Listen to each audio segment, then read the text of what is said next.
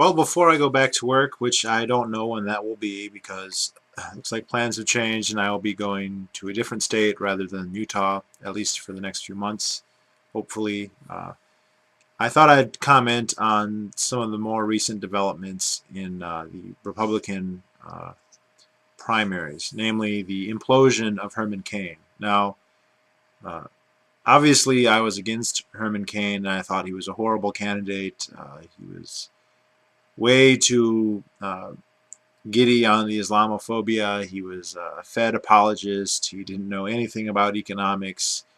Uh, he was for that horrible a national sales tax, which was in effect a VAT tax and all that. And he should have been eliminated from the primaries because of all of that. Yet once again, he has been eliminated for what is essentially a totally irrelevant reason, mainly his uh, alleged indiscretion and infidelities. Now, if someone's running for office, I do think that their personal life is more or less fair game. If these people want to govern, or in essence rule over us, then we have every right to inquire about everything. Their sexual habits, their personal habits, what their favorite color is, what TV shows they like, anything.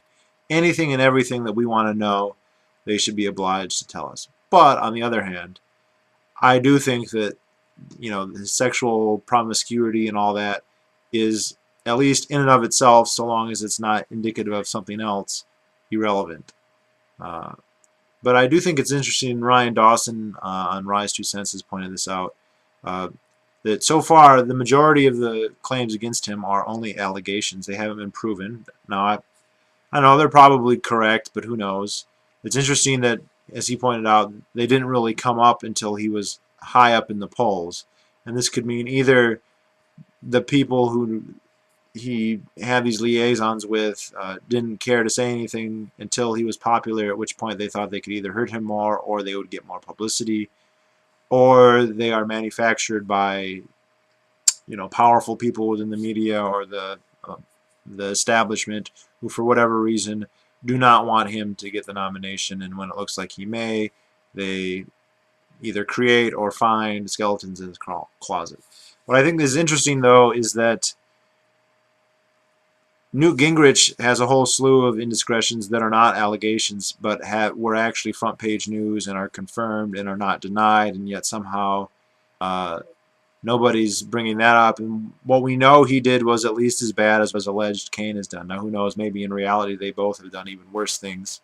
I don't know. But for those of you who don't know, Gingrich is on his third wife, and his second one he committed adultery with while she was dying of cancer, which is not exactly the most family-oriented thing. So I think because he seems to be the only person now really in the way of Ron Paul, I should say a few words about Newt Gingrich. Now, Newt Gingrich is the kind of politician who seeks political power above all else, and they will say or do whatever it is they think is most likely to give them that. I heard a story in here in local Michigan politics of two friends. They were best friends. They were from the same neighborhood. They went to high school together. They went to college together. They basically had the same views. They both aspired to a life in politics. And as soon as they finished with college, they married, and they both moved to different areas because that's where their political careers were taking them at that moment.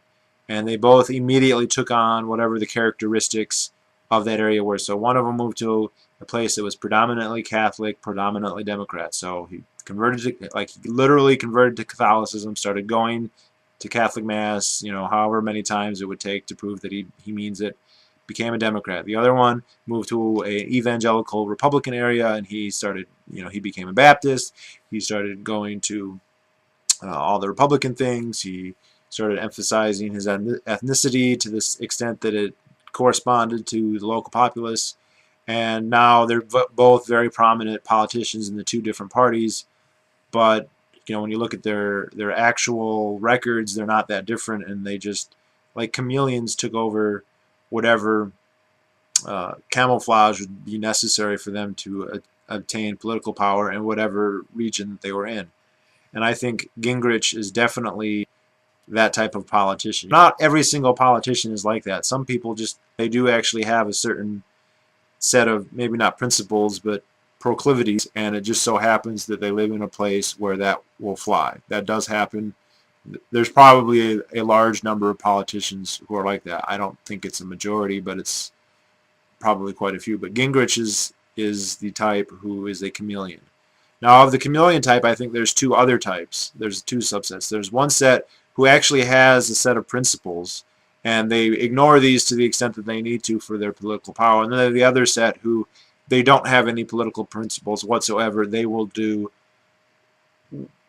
They don't believe anything except for what they say. Now, I think someone like Mitt Romney is the latter type. I don't think he has any kind of consistent ideology. The only reason he is not converted from Mormonism is because the Mormon Church supports him, and it would be blatantly obvious that that's what he's doing. Less so with the policy issues. I actually think that Newt Gingrich has an ideology, and it's a very weird, I want to say neoconservative, not in the classical sense, but in the sense that it is a new, he's conservative, he wants a big government and state power, but he has a whole bunch of new age stuff in him. And I'll draw this reference. I'm not going to find the link, but the John Birch Society, which is it's not really a libertarian organization, but it is a pretty strong constitutional organization. So it is a pretty good minarchist group that also, if you're into it, does have a lot of conspiracy theory bents. The John Birch Society once was actually a fairly powerful organization within the Republican Party, and William F. Buckley basically shunned them because they were not on board with the Cold War to the extent that he wanted the party to be, or was trying to make the party to be.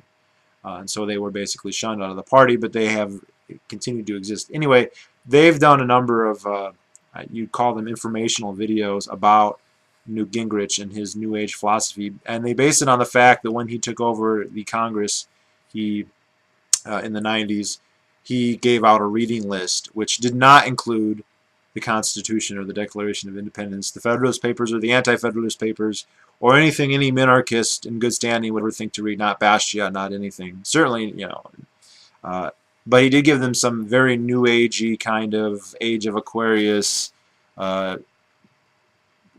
Pretty clearly not even Christian stuff to read. And that kind of ideology is actually not that uncommon among the elites. And I don't know if this is the Illuminati conspiracy or if this is just rich people don't like to be, read a book by Jesus and think they got to do what Jesus says. They want to do what they want to do.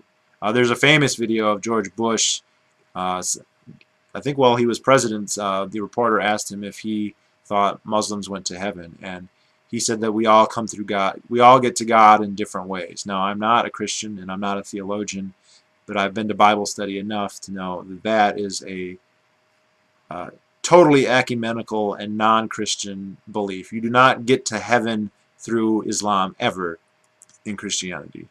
And for him to say that shows that George W. Bush was not in any kind of serious, meaningful way Christian, and that it was, a cloak that he wears. And this is clearly the case with, or not clearly, but this is evidently the case with Newt Gingrich.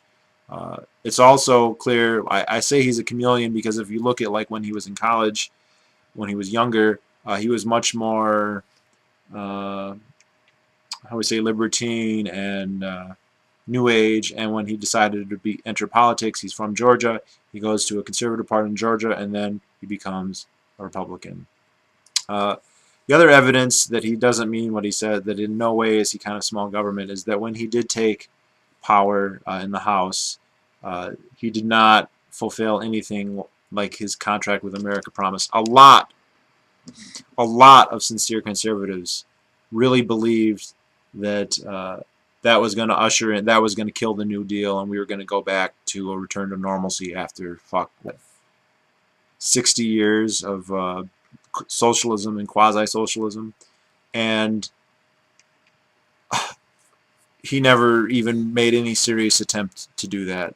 You could argue that, well, he had President Clinton to contend with. Well, President Clinton didn't have to veto anything really, or very little.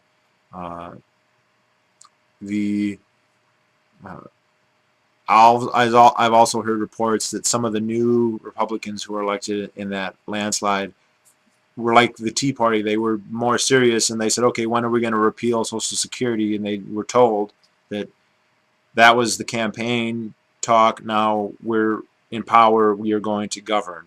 That's what we're going to do. And if you have any kind of desire for any kind of reduction in the size of the federal government, which really most voting conservatives will say that they do now, that a lot of times they have ambiguous ideas as to what exactly to cut. Usually they don't want to cut the military, as absurd as that is at this point. But when you have somebody who says their main goal is to govern, and that small government rhetoric is just rhetoric to get elected, then you cannot look to that person to seriously hope that they will ever cut anything. Now, there's probably way more wrong with him. I'm not a Gingrich expert. He is a very smart guy, but he's also, like I said, he's a chameleon. The first memory I have of him was he was on C-SPAN, and it was just when I was getting politically aware enough to know that Republicans were for smaller government, and I thought it was weird because he was talking about healthcare and how we needed smart regulations of hospitals and all the different regulations that the government should impose on hospitals. And at the time, I wasn't a strict libertarian, and I thought, well, this sounds pretty convincing. But on the other hand, I realized, well, I thought that the Republicans were the ones who wanted us to, not have regulations. And here he is giving a very long, detailed lecture about all the different regulations he wants to impose. He said that he favors a certain kind of individual mandate, that Obamacare needs to be tweaked. He said that the government should allow terrorist attacks. He said it kind of tongue-in-cheek. I watched the video just before I made this, just to make sure I wasn't going to mischaracterize it. That it's bad for the government to intercede and stop all the terrorist attacks because it makes us think we don't need the government, which of course we don't. I actually think it was more, if you ever watch the clip, it kind of made the rounds in the last few weeks. I actually think the more interesting thing is that he literally calls for basically a Gestapo in that video.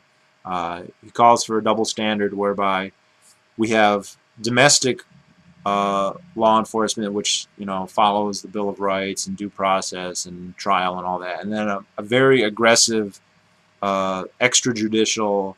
In the video I saw, which I don't know when he made it, he called for part of the FBI, but it wouldn't matter. It could be part of the CIA or a new institution or whatever that can do anything. And his only protection against abuse by this organization was to say, don't be a terrorist, and then you don't have to worry about it. That's a totally insufficient safeguard. That's not a safeguard at all. That's just a give me all the power and I promise that I won't use it against you, which is not convincing from anybody, even Ron Paul. Ron Paul said, I need to really scroll back the federal government, so I need to have monarchical unilateral powers as president to do that. We should not give it to him, and certainly not to someone like Newt. Now, to segue to Ron Paul. Ron Paul definitely has a chance. I don't think it's a great chance. I'm not predicting that he's going to win, but I think he has a good chance. He has the most money. He's slowly going up despite the unbelievably biased reporting against him. I mean, the other day, my local news, which is not in Iowa, which is not New Hampshire, said it's a two-man race between Gingrich and Romney, but by every rubric, pretty much, Paul is doing better than Romney. And everyone knows Romney's a Mormon and he has a ceiling. He can't do shit in a place like Iowa, or actually most places where Republicans live. But then I saw, CBS basically said, well, he's in second place. He doesn't have any of the baggage, and I think, and forgive me for getting this from Alex Jones, but well, there's nothing wrong with Alex Jones. He's right about a lot of things. He pointed out that the main thrust of the argument against Ron Paul has become, and I think it's kind of always been this way, but it's as he becomes more credible, this is basically what it is. They don't argue with his points. They don't say that they're wrong. They don't make any kind, because that, even though many of them do genuinely disagree with, say, his foreign policy or his financial policy, or which are probably his most controversial topics, but also with the drug war, they're not willing to debate because it's just, that's bringing the argument too high from where they need it to be for him to not be elected. They don't want the electorate to be debating things about foreign policy and blowback and deflation versus inflation versus the gold standard versus fiduciary media versus the central. They don't want. They want it to be, he looks good. He wants the terrorists to win. He hates your children. He wants everyone to do heroin. That kind of thing. So the argument is he just can't win, despite the fact that really he is. I mean, he's in the top 2 or 3 by most standards. There are some polls and some rubrics where he wouldn't quite be there yet, but on many of, he's on as many as anybody else is. He has as much claim, legitimate mainstream claim to high expectations to win the nomination as anybody.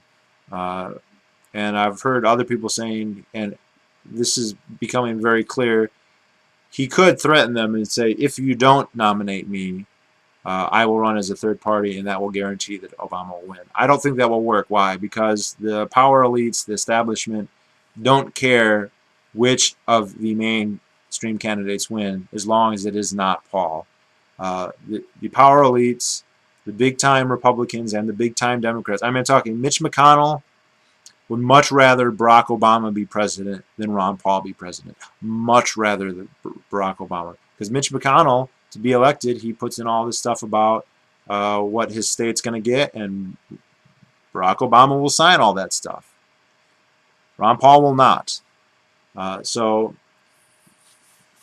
I know it's an interesting idea. A third party by Paul, I think, might be good for other reasons, but for educational reasons or to indicate the groundswell of discontent against the current government. But it would not. It would not scare Republicans into supporting him in the primaries, because when it comes down to it, the main political elites would much prefer to let Obama have another 4 years than to risk having Ron Paul be the nominee. If he was the nominee, he would win. That's one thing I'm very certain about. I think his challenge is to become the nominee. I don't think that the odds for that are great. I think that they're probably... I think he's getting to the 20-25% chance of getting the nomination. I think if he did, he'd win, assuming there wasn't unbelievable levels of transparent fraud, because the Republican voters are still going to support him, even if they don't like everything. There's practically no Republican voters who are neoconservative enough or anti-drug war enough or don't understand federalism enough that they would vote for Obama over Ron Paul. On the other hand, there are quite a few independents, maybe a ton of independents, and even a few liberals who will not vote for Obama over Paul. Most liberals aren't consistent enough that still vote for Obama, but it would be enough to make a difference. I mean, I see stupid comments like if Paul ran, he'd only get 1 state. That's absurd. There's so many states that have overwhelming Republican majorities that he would certainly get all of them. In any event, he's closer than he's ever been. I hope he does very well. They can't argue with his. I mean, there are people like Charles Krauthammer and neoconservatives who will argue about the foreign policy stuff, but they are not willing to have an actual debate on issues when there's this much at stake. It's that important to them that he not be elected that they just have to. They can't even. It'd be one thing if he was polling 1%. And they were like, you know what, he's not going to win, so why not? Let's flex our intellectual arms a little bit. They don't want to fight that battle, all right? Because the only thing that can happen is they can lose out. Even if they win the debate, they lose out by giving him that much more credibility and his ideas that much more credibility. Now, although I think his ideas are extremely sound on most issues, I realize that the majority of the Republican electorate and the regular electorate probably don't find his arguments that convincing. So a lot of Republicans do not understand non-intervention for the life of them. And even if Ron Paul gave a perfect case, even one that was made in a conservative way, emphasizing people like Robert Taft, uh, they won't really change their mind.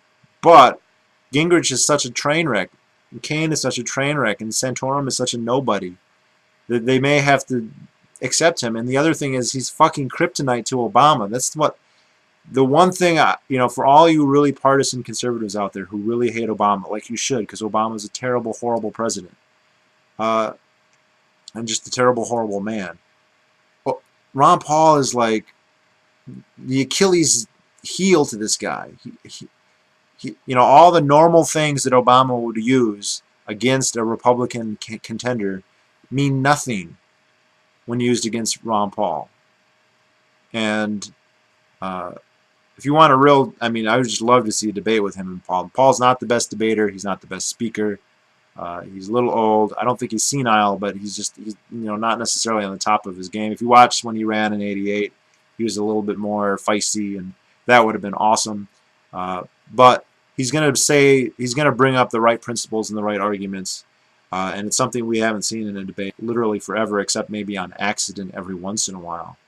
But Gingrich, he's Mr. Establishment all the way. It's also been pointed out he's a lobbyist for Fannie Mae and Freddie Mac, and who knows who else. He's a bigamist. He's, conservatives have good reasons not to like Gingrich. And if you have fond memories of the promises he made back when Clinton was president, you should also remember that he broke all of those promises. And he tried to impeach Clinton for all the wrong reasons, which of course Ron Paul called out. Ron Paul voted for impeachment. He says, yeah, Bill Clinton has done plenty to be impeachable, and they're going after this stuff that doesn't matter. Killing the Branch Davidians, that was impeachable. Invading Serbia, invading all these other countries, that was all impeachable. Perjuring himself about a blowjob, I guess that's impeachable too, but that's like pretty small beans compared to what was going on. So I hope he does well. Looks like he might. I'm not putting all my hope in one guy. Even if he were to win, that's not going to solve all of our problems, but it would certainly tie up the government for a while and give us some breathing room to, fix our own lives maybe. So, all right, that's it.